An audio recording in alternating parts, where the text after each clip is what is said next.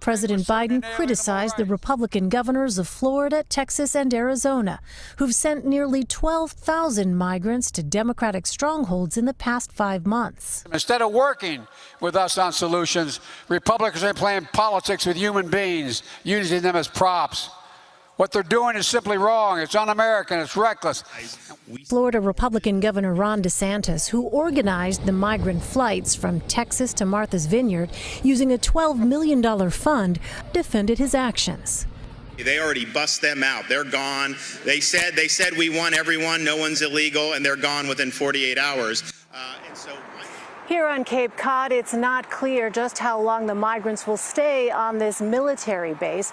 Now, Massachusetts state agencies are working with nonprofit groups to ensure the migrants have access to a wide variety of services, including legal assistance and health care. Dana? All right, Elaine, thank you. Well, let me run it down to you, communist, homosexual, faggot, dipshit, motherfucker. Fuck you, that's why. 'Cause fuck you, that's why. 'Cause helmets suck, that's why. And commies like you swallow, that's why. Fuck Pete Wilson, that's why. Fuck Dick Floyd, that's why. How's it going, you guys? Welcome to the Liberty Bowl. So we are back. The crew is back again. We're going to be talking today about Martha's Vineyard, all the mass fucking hypocrisy, the mass hilarity going on with that situation, as well as like New York, Chicago, DC. We're going to be talking about all of those left-wing sanctuary cities that are having total meltdowns over the illegal immigrants coming in. The migrants coming in. Right, and then after that, we're gonna kind of go off into some off-topic stuff. We're gonna talk a little bit about Neo-Tribalism and what it is, what it's all about, and possible dystopian future type, fun discussions. Right. So before we get into that, you guys, bong rips, man. Let's get into this.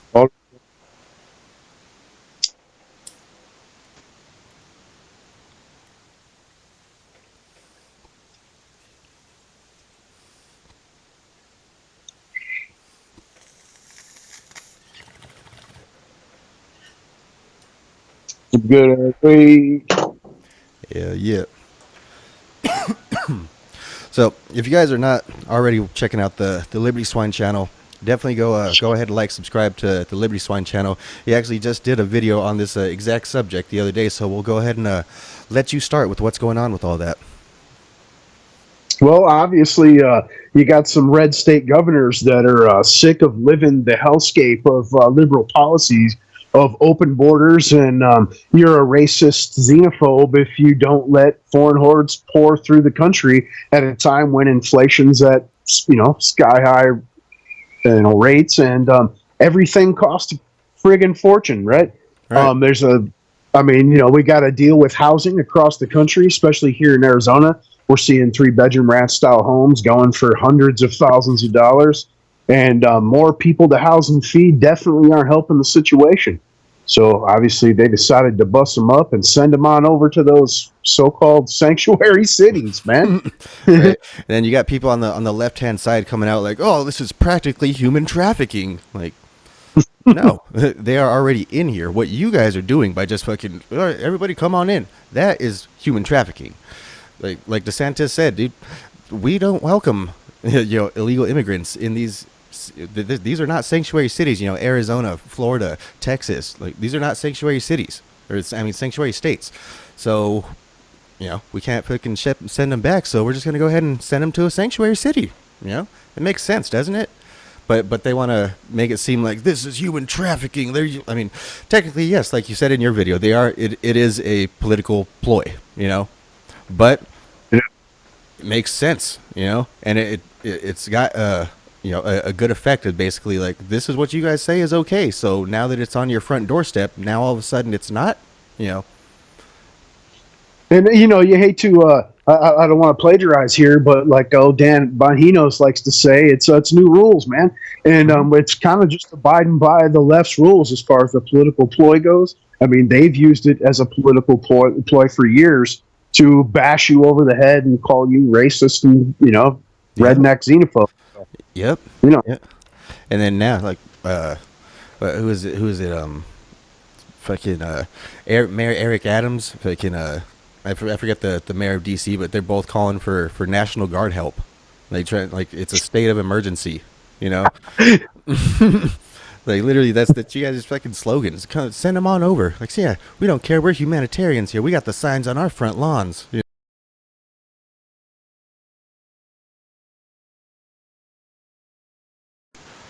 Okay, sorry about that, you guys. We'd had some technical difficulties, technology and whatnot. But anyway, as we were saying, so yeah, Eric Adams, all these other mayors and stuff like that, the residents of Martha's Vineyard and stuff like that, they all sit there and fly, these all lives matter, and nobody is illegal and stuff like that, stuff on their front lawns, until there's actually illegals on their front lawn, and then now all of a sudden it's the next thing you know, they turn into Clint Eastwood.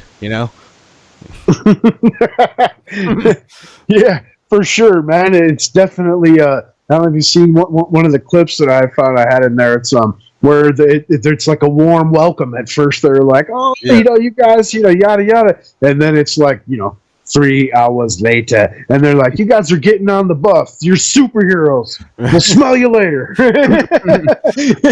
For real. I saw this one meme. It was fucking great. It was like like the whole stages all within 24 hours of 50 immigrants showing up at Martha's Vineyard. At first it was like, oh, this is human trafficking, like this is just a political ploy, and then fucking the next one it's like, oh well, so it serves you right, this is just gonna give us a chance to show how humanitarian we are. And then fucking the next stage, like, I can't believe this, like this is absolutely insanity, like we need the National Guard. And then fucking like the next like, all within 24 hours. All within 24 hours, all these different stages of disbelief by the residents of Martha's Vineyard.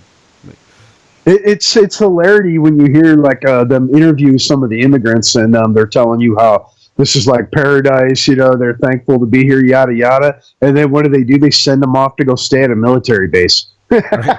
You know what I mean? Right. They're like, here's a glimpse of what you can't have.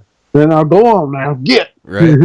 Dude, like, I don't know. I saw something about like GoFundMe. Like they started putting together a GoFundMe for the immigrants there and stuff like that. And of course, GoFundMe in their usual fashion. Like, I didn't read the full article. I just read the headline. But of course, GoFundMe in their usual fashion, they're not going to send the money to that. Right.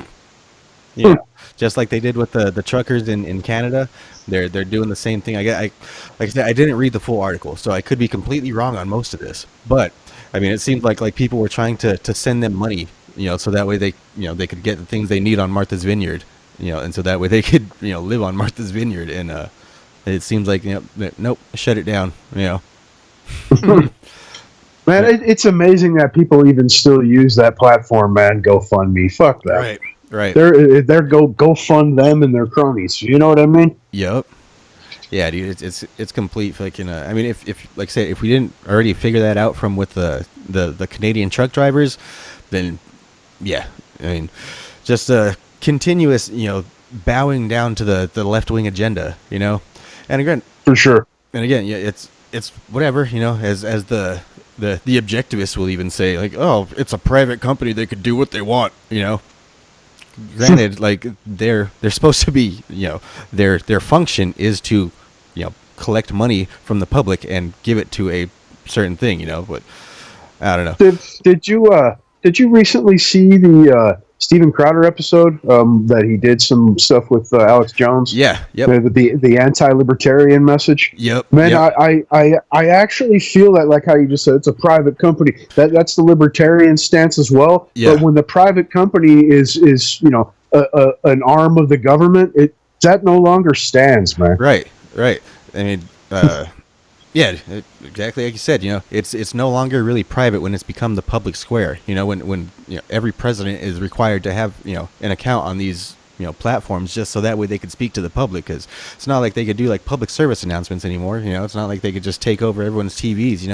I always think it's funny, like nowadays, if nuclear threats were to be imminent, it would pop up on your phone and people would try to, how do I skip this one? And I got the same question about like YouTube, man. Like with their copyright claims, doesn't Section 230 protect them, right, from anything that's posted on their platform? Like they're not supposed to have any legal culpability. Am I right? So why the hell do they try to censor everything and use the excuse of something is like copyright? Right, because it's not for the actual use. It's like I say, it's for a specific agenda. I don't know. I think a lot of it is they'll do it to just content creators they don't like. They'll strike them down for stupid shit. For the stupidest thing. They do it to Crowder all the damn time.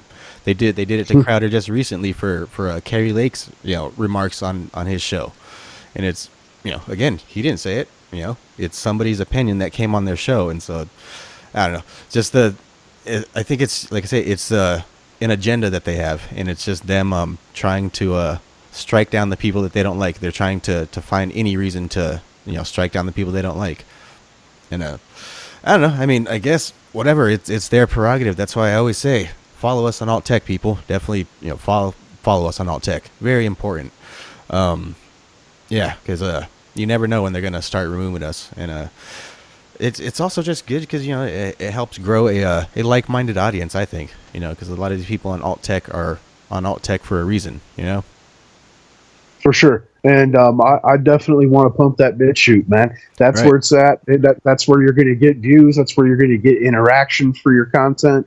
I know Rumble tries to be up there with the free speech stuff, but they're just like every other major platform. They censor, they promote only check marks, and they make their video processing, as far as I'm concerned, like I use mobile, it's complete trash, man. Yeah. Absolute garbage. Yep. Well, you hear that from a lot of people, actually. A lot of people say that it's really difficult to upload to Rumble. Not only that, also their live feature. Yeah, you have to have at least 100 followers even just to go live. You could get monetized, if you make a good video, and I got a couple cents on there, Yeah, I got $5 on there. Yeah, but then I have been experimenting with their upload features, their licensing features, like trying to have Rumble exclusives, things like that, and see if they promote it out any more or any less, and it doesn't really seem to make any sort of difference, at least not in this point. Because like I say, I have a small following on Rumble. I think I have like 11 subscribers, something like that. That seems to be like platform wide as far as I'm concerned.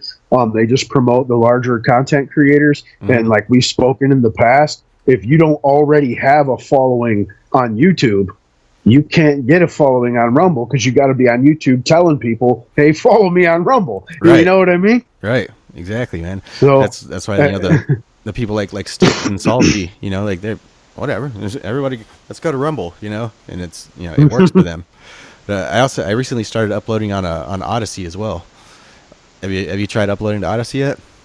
I have not. Odyssey is actually pretty cool. If you have I believe it's over 100 followers on YouTube, they have this feature that you can link your two accounts together, and they will transfer all of your YouTube videos onto your Odyssey account, and then whenever you upload to YouTube, it will automatically upload it onto Odyssey. Oh yeah. Right. So it's pretty convenient. Saves a few steps. Like I said, I'll click on Odyssey, like once a week just to see how the views are doing. Again, they're pretty similar to BitChute. That you get a pretty decent amount of views just from not even working too much at it, just uploading, and just people will scroll past it and see it. Yeah, the tag system actually works. Yeah. You tag politics, your video's going to show up in politics. Yep. It's not like they're going to have to search it out by name or be sent the link like YouTube, man. Yep. So, real quick, I want to kind of, segue into the next subject. So, as we know, we're seeing a lot of changes going on in the world. There's one theory that, there could be a possible neo-tribalist breakdown of society, right? Again, this is, dystopian type thinking, again, it's just pure, like, what if, like, oh, well, what if society were to collapse, right? So there's the idea of neo-tribalism, which should basically be somewhat like, gangs of New York, or basically people would break down into like-minded, small, wards or cities, or whatever, and just have their own small communities, that it's not really subservient to a whole bigger federal state, or even just a state in general.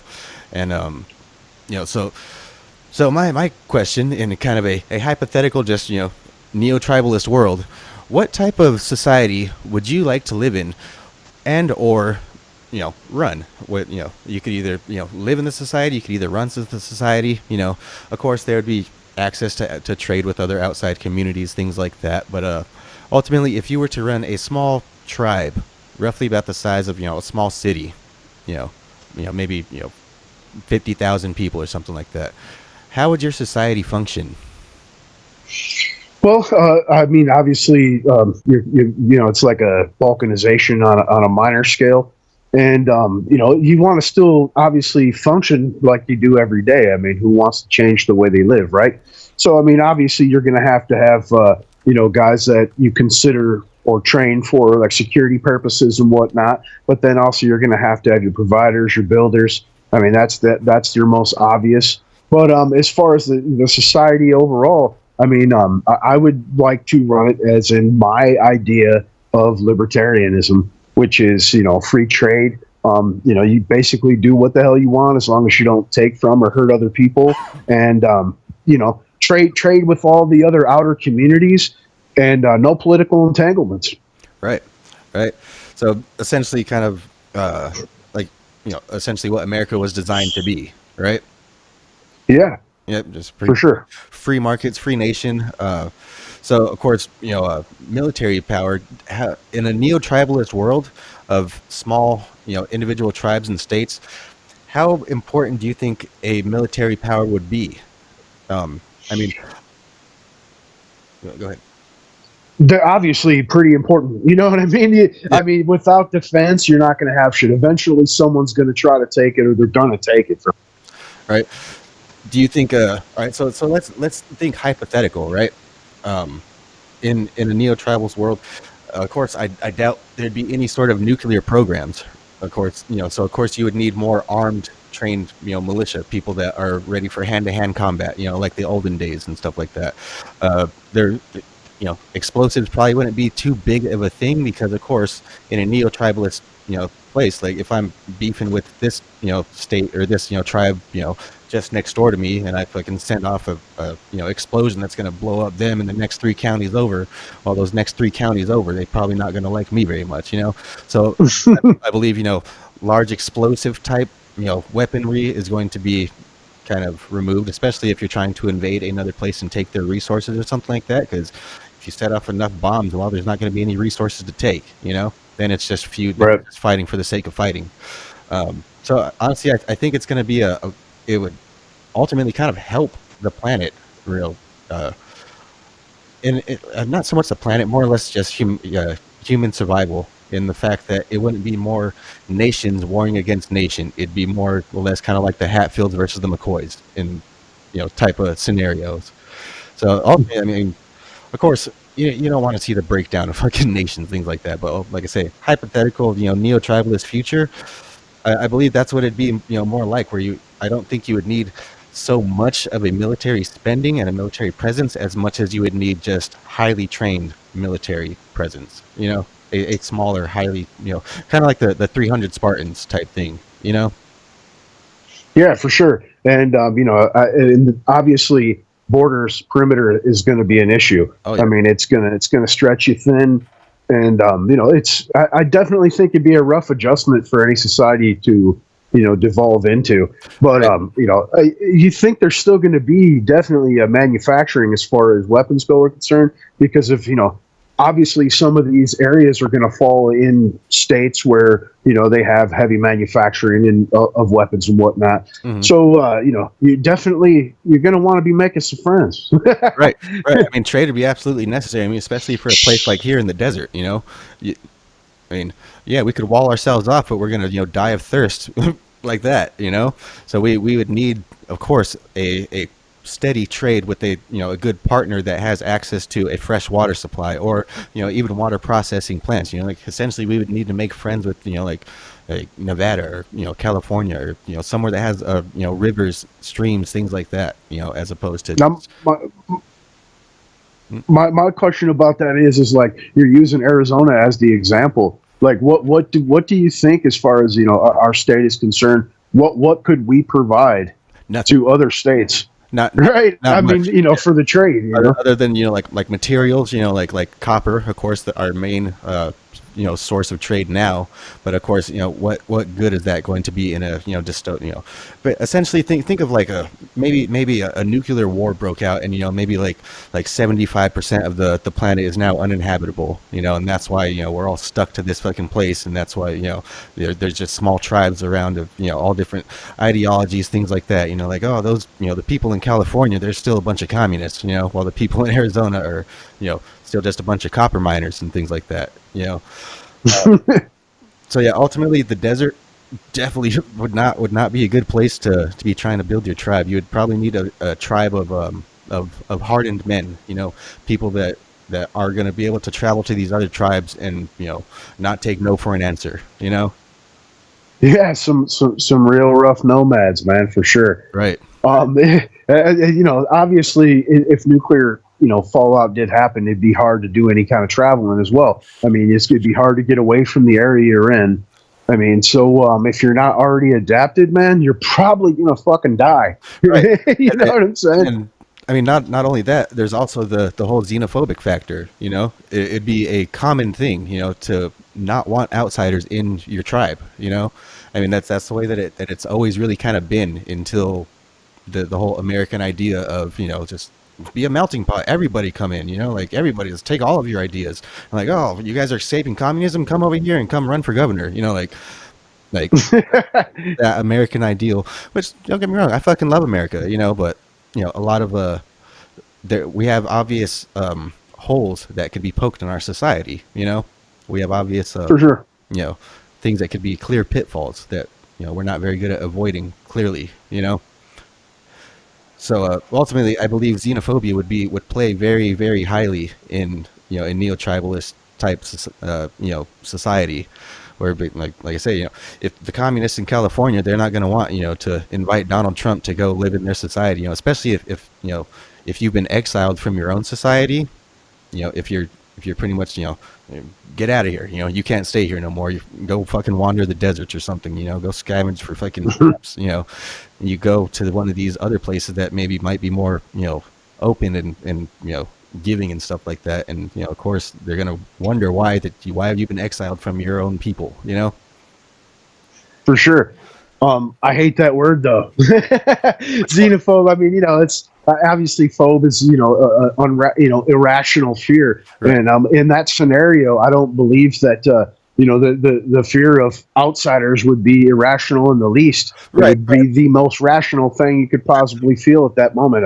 That's why I say it would be absolutely necessary in that place. That's why I say I don't think it would be viewed as a bad thing. I believe it would be viewed as you know, like common sense, or, you know, basic, like I say, common sense, you know, like, oh, you're not just going to say, oh, whatever, everybody come on in, you know, we got plenty of resources, you know. Nobody is going to do that. You know, nobody, I don't give a shit what right. bleeding heart you have. I don't give a shit, you know, like if you could be sitting in the Garden of Eden, you know, and you're still going to, I don't know about that guy, you know, you're still going to want to, you know, well, why has everybody else kicked you out? Why has no other tribes accepted you? Like, you know, it's not going to be such a bad thing at that you know, like I say, dystopian type future. But like, what type of things do you think would be considered, you know, wrong or immoral in a type of xenophobic future? I'm sorry. I mean, the obvious, you know, just kind of like it is in current society. I mean, theft, You know what I'm saying? I mean, basic. You think you're protective over your things now. Cut that down to a quarter, maybe, and know that you can't replace it. That you'd be willing to murder people over some stupid shit. You know what I'm saying? Right. And then food. I mean, food is going to be a thing to where there's going to be serious war. I mean, if you're growing some tomatoes, they're going to have to be guarded. Right. You know what I'm saying? I mean, for sure. Unless your tribe is worked into the point to where you're truly tribal. Right. Then you only got to worry about the outside. But so let's say it's a bit farther into the future, like maybe like 100 years after these tribes have already formed, like they've already had generations of people that have grown up in these tribes, and all they've known their whole life is this tribe. They've heard about other tribes and stuff like that. Like maybe they heard that these people over here, you're like, all you have to this tribe over here, they don't trade with money, they just trade with labor. Or this tribe over here, a man is only worth what his word is, things like right. Maybe like I say, trade would be a weird thing unless there was a type of one world currency, which of course would leave different tribes advantaged and disadvantaged, because then what's the value of a lump of steel as compared to a bottle of water? We're going all full Fallout 4 here, dude. We're using fucking bottle caps and right. I definitely agree with what you're saying completely. I mean, you said the fear wouldn't be irrational, and I think if you grew up in that scenario, like you're saying, like 100 years into the process, obviously it's going to be more established. You're going to have more of a hierarchy, more of a structure, and you would assume that it would be the same for other tribes, besides where we were just talking like your hardened nomads that just basically raid, come and take what they want when they need it or what have you. Yep. I think that you're going to have that. I mean, in any scenario, I mean, you kind of have that now. It's just not in roving groups; it's individuals, basically, or small cliques. Yeah. But I for sure you need some type of basis for currency beyond just trade. Right. You're right on that. Right. So I mean, I don't. Like I say, I feel like a lot of it would be somewhat like a prison style scenario. Where basically your tribes are basically like the prison gangs and things like that. Where basically they're able to mingle among the other things, like the other races and the other cliques and things like that. But ultimately, you have to mainly kind of stick to your people, your tribe, so to speak. And so I feel like it's kind of a lot like that. Like I feel like the prison politics is very similar to a neo-tribalistic ideal, or even an anarchist type society. Where basically, of course, I don't believe there could really ever be a true anarchist society where there is no such thing as a state. There is no governing, head. There is no hierarchy. Just everybody's just a person, and everybody, nobody steals from each other because everybody knows it's wrong. Like volunteerist type idea. Like there is, if there's good people in the world, then obviously there has to be bad people in the world. That's just the way that it goes. That is reality. And I believe a lot of these utopian ideologies and things like that, they discount human nature. That if someone can say that the sky is blue, there's always going to be someone that's going to kill you because they're going to say that no, it's aqua, motherfucker. Like the humanity will never be able to fully get along. That's why I feel like like maybe a neo-tribalist type society where like it breaks down to maybe even small state sizes throughout the entire world. Like just there's 5,000 nations of Earth, like freaking 10,000 different nations on Earth, like and they all live a different way. They all have their own cultural values. They all have their own functioning societies, things like that. It might be pretty cool, man. I mean, like I said, personally, I don't think I'd ever want to lead, period, really. Here, now, any future, any type thing. I don't think I'd really want to lead people, like, other than, maybe my small family, something like that, my close friends. But I think ultimately I would want to be fucking nomadic in that type of, future. I think I'd just like to kind of go explore and just see everything that all these different places have to offer. Of course, there's going to be some places that you wouldn't be able to go. Like the people that fucking completely have walled themselves off, and they only send out one diplomat to do their trading. And other than that, you don't ever see anybody in this tribe. Like I'm sure there would be plenty of tribes like that, but that you wouldn't be able to see. But ultimately, dude, I think that'd be pretty damn cool, like to just go around and just see all these different fucking places. It'd be a lot like ancient, being back in ancient times or something. And, to be nomadic would be cool, but you'd almost have to be like those ancient tribes and either follow the weather or follow the food or both. Right. Right. Yeah. Well, fucking, that's pretty crazy though, man. Pretty crazy idea. So as you know, I'm writing a novel kind of based off of this, dystopian style future. And so like I say, the protagonist or the main character, he's going to be somewhat of an anti-hero. He's just going to kind of go around to all of these different tribes, different they're all going to be based off of a different form of political ideology. One's going to there's going to be monarchs, there's going to be there's going to be communists, there's going to be eco-conservatives, there's going to be literally any time. I mean, I don't want to make it too ridiculously long.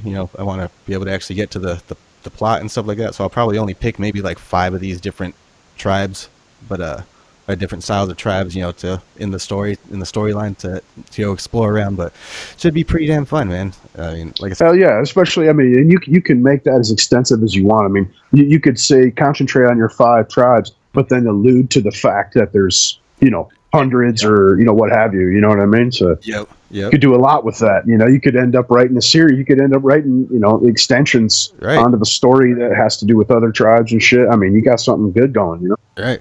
So one cool thing I've been kind of adding to it is, like I say, there's basically a 2-planet style system. What you don't really know is it's not really a second planet. It's really just the moon terraformed. And basically that's what they're saying is, like, oh, this is the new world that, was created for us by the old leaders and stuff like that, and before they destroyed the old world and shit like that. So it's basically going to be kind of like an idea of a future where we've terraformed, the moon in some way or another. Maybe, another celestial body in the sky, something like that, but still something near Earth, maybe Mars, and basically the new world is where everybody lives. The old world, which is Earth, is where you go. If you fuck up, if you're deemed, you can't make it in society. Essentially, it's going to be prison, and it's going to, Earth is going to be a slave planet, where just the last little 10% of Earth that's left, we just, we send our prisoners there, and they just mine for resources that we could send back to the new world and shit, like it's going to be, like I say, there's going to be a lot of dark parts in there. Of course, the main character is going to get sent to Earth, and he's gonna have some crazy adventures in there too. Like I said, I'm gonna try and make it as detailed and realistic as I can, even though it's gonna be, like I say, somewhat sci-fi fantasy-esque. You're gonna realize Alex Pease Jones's fucking worst nightmare for him, dude. Prison Planet, brother. Right.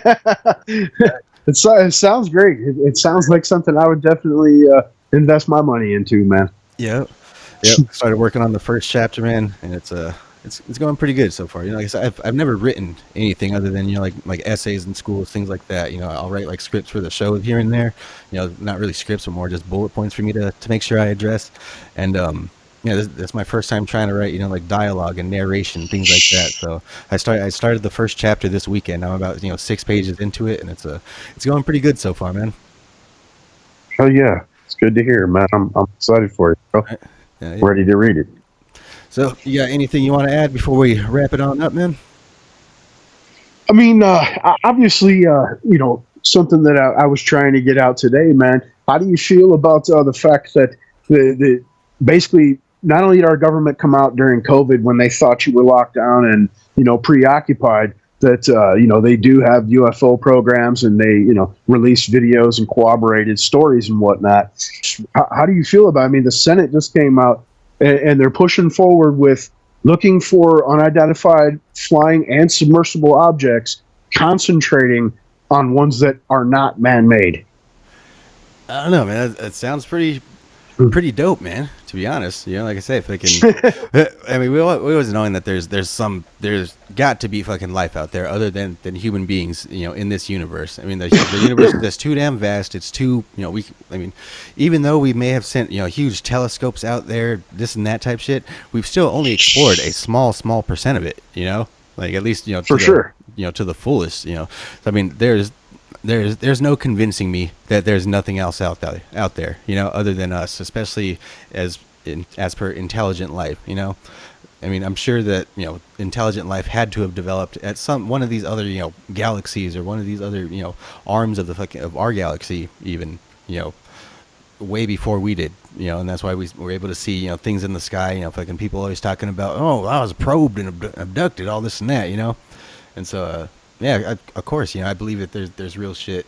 There's really, aliens out there. So, it's pretty cool that they're actually, coming out and saying it, Again, it's kind of funny, too, that, the people are just kind of like, wait, what?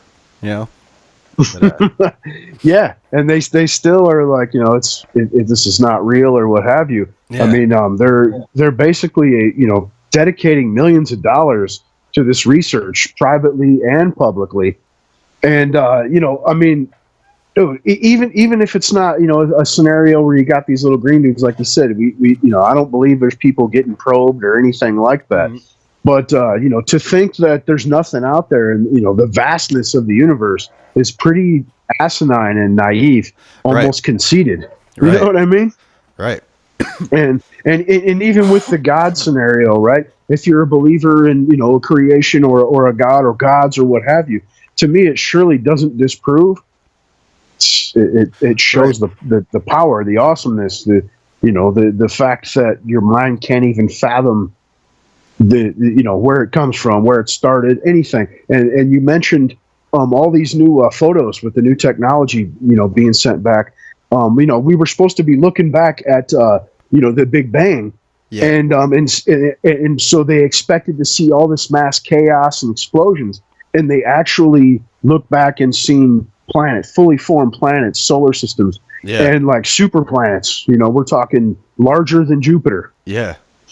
So I believe I told you kind of like I said, of course, all full on fantasy imaginative theory on it. Is maybe the universe kind of does like of course, a singularity, then expands all the way out, and then collapses back in, and then expands all the way back, kind of like the breathing of the universe, it's the universe just is constantly just reforming and then coming back in and then reforming, and then I don't know, like I said, it's just kind of psyched out, fantasy things like that, but maybe time does have a beginning and an end, It seems as such, but just to comment on what you were just saying about the breath theory, it's they say that the universe is expanding at the moment, right? But then at the same time, it's almost contracting because you have galaxies, solar systems that are coming in on each other. I mean, we actually have one that's in line to collide with ours,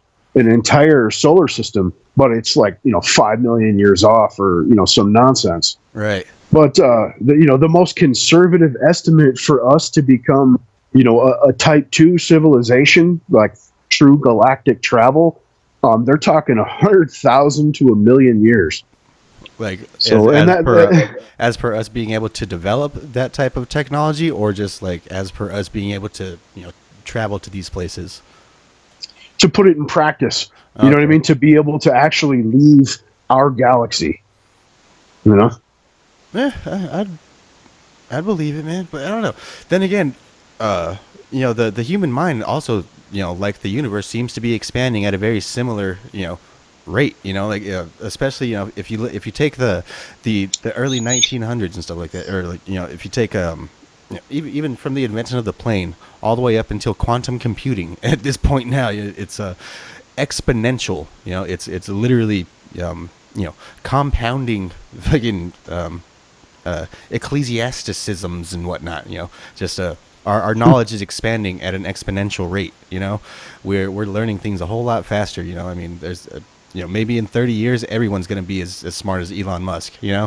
Everyone's going to be able to just like, oh, yeah, let me just fashion a little microchip together real quick and cool, you know, and that's going to be like the norm, you know, like, I don't know. You never know. I mean, maybe not that soon, but, you know, eventually.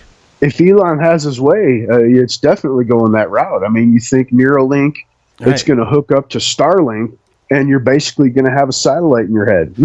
So what's your thoughts on that, on transhumanism? You know, what do you believe? What do you think about transhumanism? I believe it'd be the only way for a human to, achieve immortality. I mean, you know, our bodies are too weak, and I think that the greatest minds that we've had in our generations, at least, they proclaim it not a goal, but a danger at the same time. Like, this is the only way to truly continue the human race, the next step of evolution. At the same time, AI is going to kill us all. You know? So, right. I mean, it's like it's a double-edged sword. I mean, you know, you really don't know how to feel about it. Obviously, it's an unknown technology, and humans automatically fear the unknown. Right. But like I said, if you truly wanted to become immortal, I mean, it's the only route. Yep. I don't know. I mean, of course, you know, in my you know, sci-fi, you know, imagination and shit, that'd be cool as fuck to be able to fucking live, you know, forever and just fucking travel the fucking planet, you know, travel the galaxies and this and that, and you're like, oh, you know, it's gonna take 100,000 years to get there from here, like, whatever, you know. I'll play some chess, you know, like, you know, I mean, I'll read some books. I'll read, you know, like, pack me up a library, you know, like that'd be pretty damn, you know, cool, you know, to think. But at the same time, then you also got to think like, well, at that point, birth would no longer be necessary. You know, life would technically come to a screeching halt with you. You know, that would no longer be life. Essentially, you would be I don't know. I guess you could say like a program even. And then at the same time, the scary dystopian part, there is going to be gatekeepers of knowledge at that point. Like if there's something that you shouldn't know, someone's just going to be able to type in a computer, bam, you don't know it no more, you know? Like, I mean, they borderline do it now. I mean, they do with their, you know, programming and all the, you know, their you know, subliminal messaging, you know, their rally cries, algorithms and censorship and right. You know. But I mean, that's literally going to be a direct link into your actual brain, you know, rather than just, you know, right. You know, an upload through your eyeballs and your ears, you know, into your brain. It's going to be a literal direct link into your. That's what you were saying about a library. You'd have the library in your head already. Right. That's what I mean. Like maybe, you know, like some type of thing to keep people alive longer might be kind of cool. But then again, like I say, being able to upload thoughts and, you know, I mean, there's people talking about, you know, like, oh, you know, advertisers will literally just, you know, if you're thinking about something, if you're hungry, you know, Coca-Cola or fucking, you know, McDonald's will be able to just advertise right into your eyeball. You know, like you won't even realize, like, hey, you hungry right now? Like, you know, like that could, I ain't down with that, man. You know, like why? You want some salty ass French fries, right? For real, man. Like, no, I feel you. I'm not really down with that either. I mean, that's the one place you have that's supposed to be, you know, uninvadable. I mean, you know, even in like Orwell's hellscape, the one place you still have is your mind. Right. You know, so I completely agree. Right. And like I say, if there's gatekeepers into your mind and, you know, what you're able to know and what you're able to understand, dude, like, granted, yeah, it could be a blessing. But then again, like I say, you also got to take into account regular human nature, you know? Their regular human nature, especially those in power, their main concern is control. That's all they really want, you know. And, well, you think that you have a problem with the way that we're running things? Well, now you don't, you know. Right. Like, they're like, well, we got this algorithm that's gonna, and that's all you hear because that's the last thing you remember, man. Right. You know what I'm saying? Like that's pure dystopian. That's why I think, you know. Yeah, like, that's dangerous shit. I feel like society would probably start. I don't know, man. Like I say, it's a slippery slope, man. Maybe it's, you know, technology can you know, overcome, you know, humanity, and maybe humanity can become transhuman at that point. And like I say, maybe there would be no reason for birth, or, you know, I don't know. I personally, in my like, you know, from tech sense to spiritual sense, I believe that birth is necessary. You know, I believe that human death is necessary. You know, I believe that, you know, essentially the idea of rebirth and, you know, reincarnation is through a succession of human lives, right? So basically, I pass on my inner essence down to my child. and then my child passes down our inner essence down to his child, and then all of our inner essence gets and essentially, that's how, you find who you descended from, of course, your lineage and things like that, and essentially, that's you're kind of the reincarnation of the same person that lived 100 years ago, or 200 years ago, or so on and so on. They say we're all, a lot of us are descendants of Genghis Khan. Maybe Genghis Khan lives in just a little bit of all of us. Like that's the idea of reincarnation or rebirth. It's like I say, it's the human spirit grows through a succession of human lives, not through a human life. It's we have they say we have a spirit, but I believe we are a spirit. We just happen to have a body, and we're trapped in a meat suit, right? But I mean, as far as that's concerned, I mean, the human body is weak, right? I mean, it's absolutely weak. And like you're saying, we're a spirit that has a body, but the thing is about changing that body. And if we ever want to really truly leave this planet, and I don't mean go to the moon or go to Mars, I mean go to another planet that's actually habitable for humans to step off on. Mm-hmm. I mean, it would take that transcendence, right? Because obviously it's going to take thousands and thousands of years to get somewhere, if not millions. Right. So, right. Well, I mean, like I say, hope that we're one of the ones that is one of the last people living before birth is no longer necessary. That'd be, like I say, it'd be children of men type shit. Right. Fucking, we'd just be a bunch of Darth Mauls and fucking Yodas just cruising forever through fucking the dimensions of time and space. Like that. I don't know, that'd be a pretty fucking crazy book to write about, man. Like a pure transhuman fucking. I don't know what you want to call it. It depends. If you're one of the ones that's living, of course, it might be utopian, But then again, like I say, it's the end of life, essentially. If it would get really weird. Right. It would get really weird. Like you were just saying, there'd be people that are download my conscious into, My Little Pony or what, what I'm saying? Whatever. Be some crazy shit running around, man. You want to feel like you just had sex with all the fucking celebrities in the world? Click here. Like, the porn industry is gonna go off the fucking rails at that point, right? Oh yeah, for sure.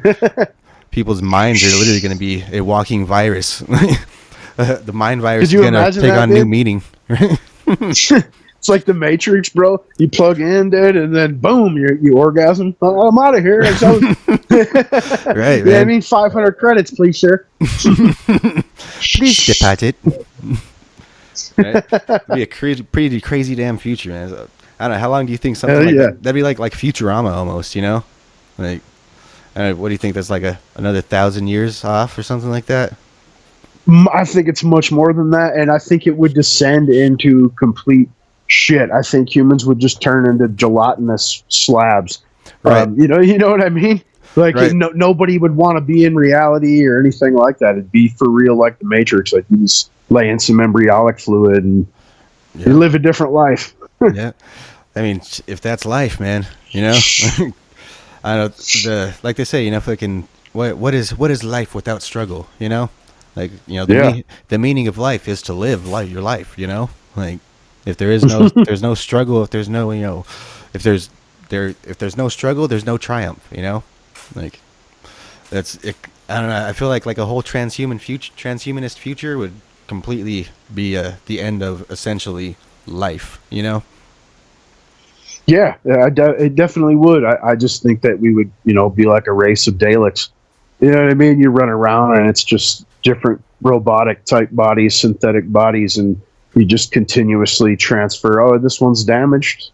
I'm just transferring into another one, man. You know what I mean? And but it wouldn't go any further than that. It would be a limited amount, and as things happen, war, what have you, obviously that amount would decrease over time. Yeah. So Yeah.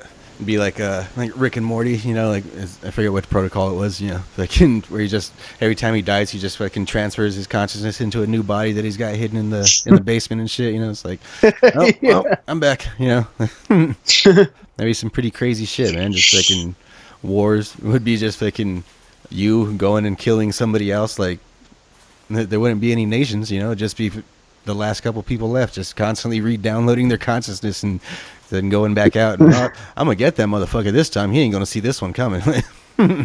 Right. You'd think that there would have to be some type of mainframes or something, or, you know what I mean? Some type of transferal device. And, that'd be the hunt. That'd be the war. Like, you blow up their transcendent center. then you find out that there's only one center, and that's even where yours goes too. Right. You want to end them, you got to end yourself too, buddy. That's the struggle right there. That or you're stuck by yourself as a bucket on a planet. You know what I mean? Like, exterminate. Shit. Well, you got anything else you want to bring up, man? Or you want to smoke on out of here? We can smoke on out. All right, man. Well, I appreciate all you guys stopping by, checking out the show. We did have quite a few technical difficulties along the way. Appreciate you guys sticking through all of those. If you haven't checked out the Swine's channel, definitely go like, subscribe. Liberty Swine, YouTube, Rumble, BitChute. Might start uploading on Odyssey, before you know it. Who knows? Find us on social media, alt tech, everywhere. Well, let's go ahead and do this and get the fuck up out of here.